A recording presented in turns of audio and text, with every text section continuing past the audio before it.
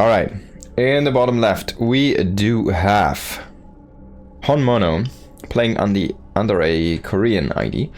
And in the top right, it is Atiesh. Having a very, very nice thing here. From cardboard animation, of course. Now, both of these are very strong amateur players from Korea.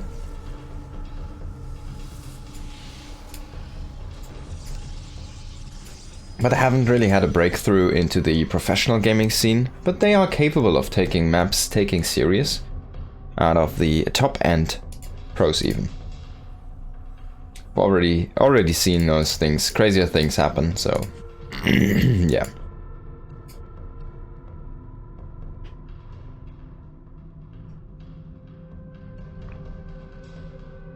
And there you go. Very highly talented personalities over here. Now, I haven't myself seen Atiesh play yet, so I'm kind of stoked to see what he can bring to the table here. On the other hand, Honmono is someone I rather regularly have on the channel here. He's a very regular competitor. Excuse me. Oh, and he throws down the cheese. Now he's playing around. We got the Terran decal from Atiesh. That's so sweet.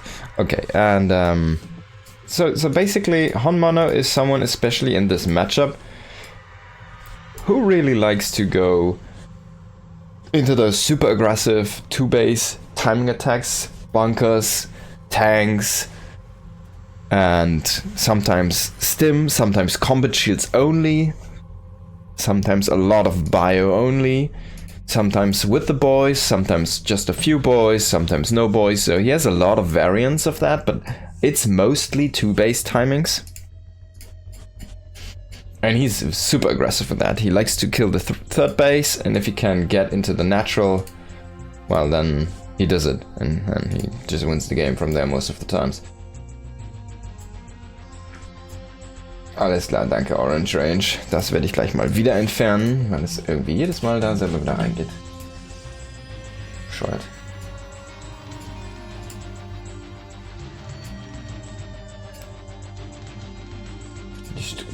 Die Streamsprache hat sich auch auf Deutsch wieder geändert. Okay, so. Alright, a little bit of a skirmish here. Nothing really happening though. Stoker is gonna pull out.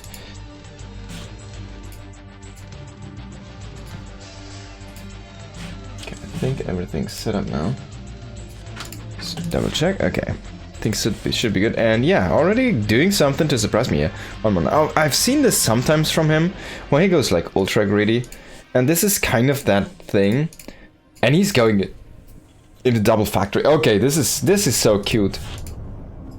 So he goes into a super fast third command center here, just after the factory, no starport whatsoever. Then he goes into a second factory instead of a starport. He has only 5 marines, and he's already a third command center done, basically. So he's gonna match the Protoss. He's even gonna be ahead of the Protoss. And this is... oh, he shot his own marine there for a second. This is a fake pressure. This is basically just to keep back his opponent, but he will trade out his units for that.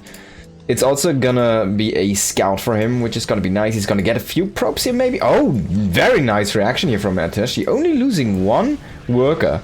Wow, that's quality defense. Look at that. Very, very clean. On the other end, we do have a third factor already on the way. So this is gonna be Hellion spamming, but he does have a second tech lab. So eventually, I guess he's gonna go into tanks or cyclones. And probably we're gonna see cyclones. So he's gonna start out in battle mech, is what I assume. Because you can't really trade with the Hellions against those Stalkers, right? Can you? But he's just making mass Hellions for now. I wonder though why he has a second tech lab then. This is most likely gonna be a swap up in units production very soon here. Blue Flame is not done yet, but 3 Hellions can one-shot probes, so he just wants to go in and kill as many probes as he can. This is a rather old build. I've seen this build before, but that's like That was in Nation Wars, so... and when I worked there, so that's like way back. And that's not with the Cyclone at that time. It was mostly Hellion pressure into like normal mech, tank, heavy mech. So this is gonna be the Cyclone follow-up. We already see the first armory on the way here. That's command center. He's putting out so much pressure, he should just land it. Get it out on the map. So far he's just boosting his economy on the second base, but this is already oversaturated. As you can see here. Now coming in again with 5 Hellions, they do have Blue Flame. I'm not sure if he actually revealed that he has them, but you can check it if you click on or like hover over this. It will show the versus light is going to be yellow, so it does get the bonus damage against the light units.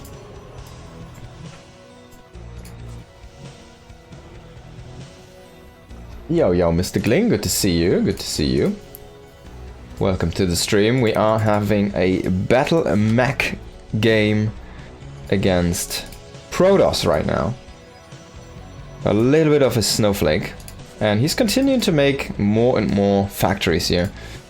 I wonder when he's gonna saturate the second gas. He should probably get onto that. I think that's a little bit of a mistake. And this armory has not been getting any upgrades so far. And he's going for the armor first. Of course, does scale better for the Cyclones. Makes the halberds a little bit beefier. He's gonna now turtle down here. He has a barracks in the north to kind of prevent, like first of all scout and then prevent an A move just to come through there. Gonna throw down a little bit of a turret ring here, even into the main base. Gonna bring a few Cyclones as well. I hope he fixes that gas soon. That could bite him into the butt here later on. And Atiesh has identified this is a mech play. He saw the army. And he saw that he's turtling up with those turrets. So he's just gonna go into a fourth base immediately after scouting that. And the Stoker's trying to come in, but there's a few tanks sieged up. But it's not too many yet, so... If you have like 3 tanks clustered together and the Stokers all come in vision range while they're already in shooting range, man, you lose like 3 Stokers in one sweep. It's insane. Now charge is about to complete, so I assume he's gonna go into a more charge slot heavy style. He's already producing a few immortals. This is kind of a cool position here to try and block these Hellions. He already does have the double robo, he does have a high energy sentry. Should probably use a little bit more of those hallucination scouts since it's sitting at 200 now. Even though he has a few observers. Hallucinations, you can just go in, you can check out the follow-up and stuff. But look at this, the early third base really paying off right now in dividends. We are having a 40 supply lead in army here for our Terran player, and he's about to push out. Now these Stalkers are not equipped to deal with this army at all. He needs a bunch of zealots, he needs a bunch of immortals, and possibly you even want to have a little bit of storm or AoE to add to your composition, but that's not going to be there. So can he actually hold this? The immortals are going to be a tough target here for our Terran player. And Sentry's force fields are not really gonna be dealing with these tanks. He doesn't know about the base in the north as well, but this is just gonna be a full army engagement. Can he break this immortal line? He's gonna maybe get a one. No, first one. No, it's not gonna happen though. But the tanks are just shelling away at this base. He's gonna try to evacuate some probes. Oh, a couple of tanks. They need to be careful, man. Those tanks. Trying to set up a tank flank. That's a little bit weird. But those tanks are gonna be so good there from down under. Zealots trying to come around here, but if he focuses the tanks on top of the immortals, yeah, that's how he should do it. Now he's gonna lose most of the tanks, but he still has those 2 down here, and he's gonna break the base, he's gonna break the army, and a name without a name is gonna be the winner here. Wow, what a cool push, what a cool strategy. It's like basically a 3 base variant of a 2 base all-in. That's how it felt like. He was super exposing himself to counter damage, but Atiesh wasn't really going for that, and that's where Honmono did really shine in. And he doubled down a little bit on defense. I mean, he invested a lot of money into turrets. You have to kind of think about this. He invested very much money into turrets. I think he can still smoothen out the play if he gets the second geyser up and running in the main base fully. Then he has enough gas to immediately start his +1, for example, for that push. Might be already done then. There are like a few things you can probably do, and instead of throwing down so many turrets, you might want to consider throw down 4th base with that, you know, a 4th command center behind all of that. Not sure. Feels like there's a lot of potential in that build. Looked really cool, I have to say. Will you cast any max packs games today? Well, the finals at least, I guess. I'll have to wait and see. I'm not sure yet on if I'm gonna stick with the path or jump around a little bit. No, I'm kind of looking forward to see Clem a little bit more today. So I'm guessing max packs is gonna only come in the finals. Also, that side of the bracket doesn't look that appealing to me. It has Cure, Bjorn, Nicorag, Gerald, and then max packs. I'm pretty sure max packs is just gonna plow through. And oh god. Okay. Something just happened. A walkover from Solar, so Solar didn't show up. That means the bracket did change drastically. My god, there we are. Alright. And 1-0 for our Terran. Teshi. Thanks. Honmono. Excuse me, I have a little bit of a... What do you say? Allergies, you know? Got some allergies right now. It's allergy season. Okay. So this side of the bracket does have Shin. It does have this Honmono and Atiesh match right now. The winner of this will most likely play against Shin. And then it should have been Solar, but Solar just dodged the tournament. So... that's a little bit of a letdown. There might be an opportunity to cast max packs against Gerald in that moment. Because I'm not as excited for Shin against Patches, UED, Soldier or Greenerd. Whoever wins from those guys, so yeah. Probably gonna go... might jump into a max packs Gerald or max packs Nicorag. I expect it's gonna be max packs Gerald though. But they actually don't have the greatest PvP, like, I mean, max packs PvP is so good that Gerald can't actually hold up the candle to him. I think he has like a 90% win rate against Gerald. It's insane. It's really insane. He won like 1 series out of 21 or something. It's super, super mad.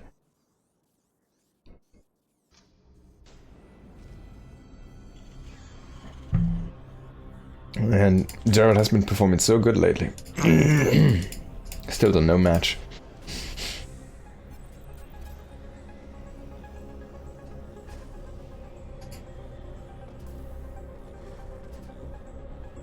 Alright, Reaper opening this time, so a little bit more scouting intel here. Already investing some gas into this scouting unit is a little bit of a tell that we're most likely not gonna see the same approach here. So I'm kind of thinking we're gonna see some bioaggression. There might be that 2-base timing I was talking about in the earlier map. Which we could see here. He's already thrown down a bunker at home here. He's gonna get a probe. That's a nice snipe here. And he does get away from the Adept if he wants to. He could even go for possibly another probe here. Wow! And the Adept still doesn't kill it. That's a really good Reaper so far here. Atiesh, while his first initial defense looked so strong against the Marine and the Hellion opening there, this is a little bit of a blunder here. Already losing 2 probes, basically for free, to this Reaper here. Now, Stokers are gonna be here for the defense. But he's gonna get another probe, oh my god, and he gets a full scout. Now he does die, but that's way more than it should ever do. Now, there's only 1 Marine in the bunker, but the bunker is like, it's just sitting there, so it just says, alright man, you coming bro. Widowman drop is gonna be the play this game, and I'm expecting to see a couple more barracks following up this play here.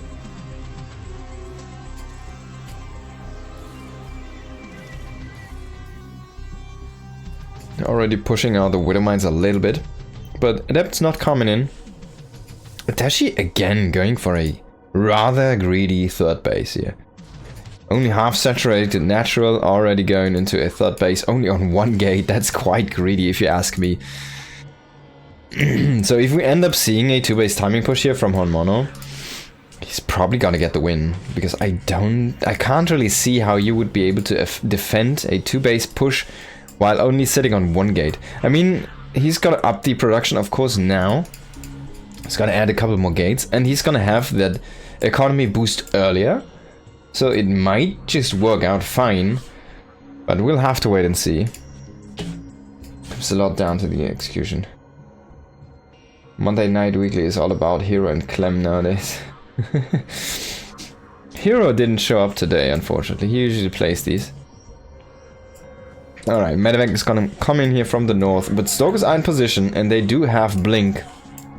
So oh, he's in vision, no, no, no, no, no, no, no. Whoa, that's a really good defense here. He's still gonna burrow 1 mine. Is he gonna get a good shot? No. It kind of looked funny. But yeah, that's great. He gets a Stalker and a probe for a Medevac 4 widowmines. The second, like that follow-up defense was definitely looking very strong. Now he's gonna throw down a second command center and a second factory. Sorry, a third command center and the second factory. He's gonna throw in another drop here with widowmines, but so far not really paying off, I have to say. He's gonna get 2 burrowed and 1 does get into the main. Can we get a blink out now? Oh, did he actually lose a Stalker? I don't think he did. I'm gonna double check here. He did indeed lose a Stalker, but I mean 4 widowmines again for not that much damage. It's only, what was it? 3 more probes and 1 Stalker. I guess that's something where you can trade 4 widowmines. It's an okayish trade. You're always happy when you kill Stalkers. Okay, reset the Stalker count, but that's not enough. He's going into Drilling Claws. He's gonna keep on dropping these. He's gonna keep on producing and keep on dropping these. So this is a build that was popularized by Maru way back in the day. And it's basically just constant widowmine dropping. And now the mines are cloaked. Oh, he's shooting his own Stalker there for a second.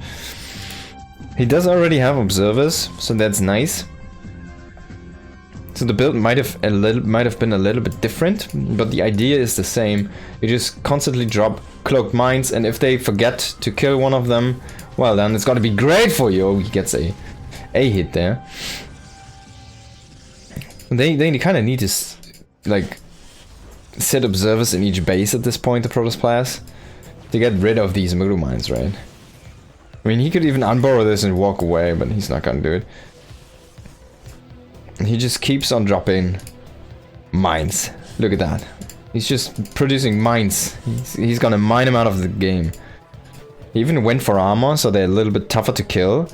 Also, the armor does apply to the Medevac, so it's like a double upgrade for you. Oh, a cannon is not gonna be enough against 4 widow mines here. He's gonna drop them. He's gonna kill the whole mineral line. Oh, Jesus. Bam. That's a bunch of probes. He's even gonna run away a few. The other Medevac did get defended, but this widow mine is invisible now. And did he notice? Yeah, he did notice. He's gonna bring the observer. Okay, but that was really good. Look at that. He's just widow mining it up, man. I should probably go into +2 armor at this point. He's gonna throw out this 3rd command center. No, that's the 4th command center. He does have the 3rd still landed here. He's gonna make a 5th command center at this point. He's got a planetary this location because he has 1 command center with a mule inside the main base. It's so funny, man. He's really playing this to his own style. And we're gonna see a double Stargate here from our Protoss player to try and counter this. What is he gonna make out of the Stargates? Is he gonna carrier this? Oh boy! And 1 even can't. This guy can still shoot. He's just gonna walk it in. He's gonna walk it in, and he's gonna shoot down a few more probes, and then he's gonna die. But he almost walked out. He has a bunch of widow mines down here. He has 1 ready over here. He could even put this a little bit closer. He tried to get the observer, by the way, but that didn't work. But I think he just revealed the Stargates with this. And the fleet beacon. The cannon did set itself up. We should reposition these widow mines here. He's not gonna do so. He gets a Stalker though on the way. That's nice. And this now it's gonna be Hellions coming in. They don't have the blue flame yet. It's about to finish yet. Oh, it's finishing up now. And we do have one more drop. Man, he's trying to harass him to death. I wonder if they hit each other a lot on the ladder and Honmono really knows his jam against Atiesh. I'm not sure. But he's dealing so much damage. Look at this. Bam! Explosions everywhere here. Trying to reburrow those mines. He's gonna lose one, but the other one is gonna stay here for a while. There we go, observers coming in. But Atiesh is kind of trying to keep tabs on these things. Observers everywhere. And he does mostly kill things that try to come out, but in the end... Oh, he finds the war prism, that's not good. You can make a turret below that. In the end, the issue is... I mean, when we look at this, we have nothing that shoots up for Honmono. We have nothing that scales for him right now. He does not have any upgrades that he's going for. He's going for Macfield Accelerator, is going into 3 more factories. Is he gonna get some Stokers here? Oh, he's gonna get the Observer? No. Oh boy. Poor widowmines. They tried to walk in, but it didn't work. He's back to making mass widowmines at this point. How many probes have been killed? 50 probes and 35 widowmines. It's almost not worth it. It's insane. He's not already gonna run because he saw it with the pylon.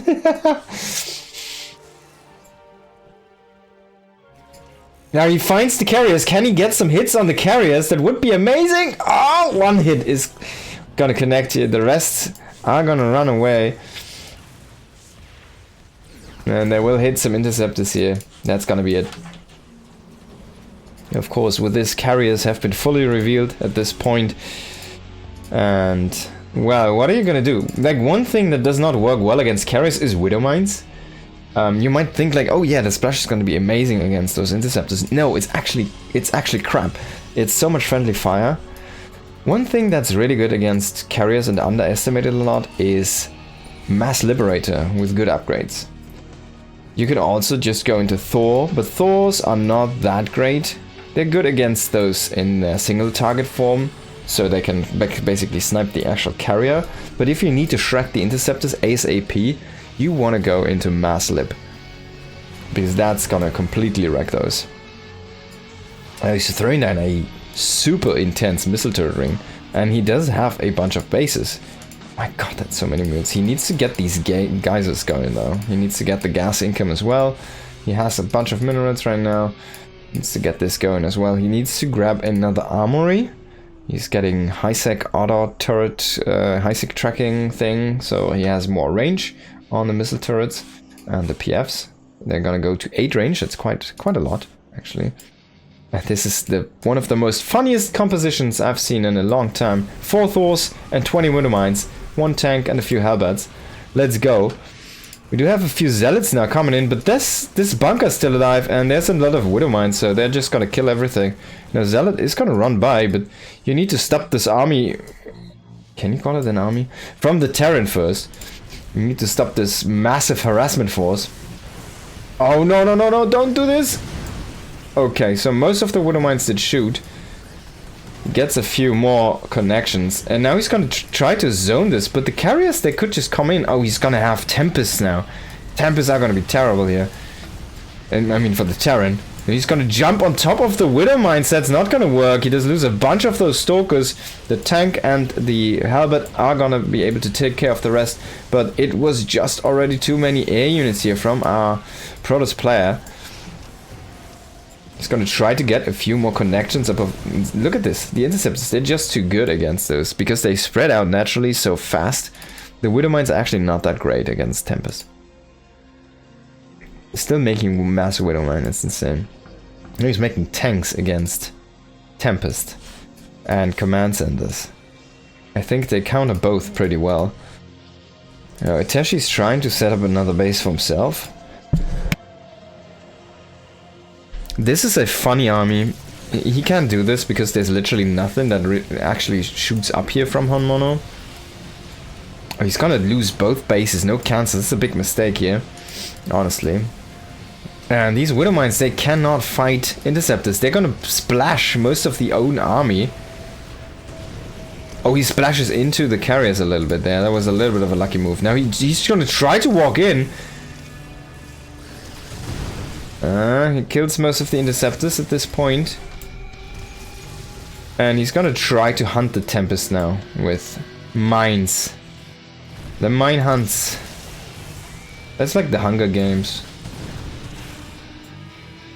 That's so crazy, man. I feel like Atiesh is playing this a little bit wrong. You want to keep on engaging with the interceptors against these widowmines and try to splash across their own units.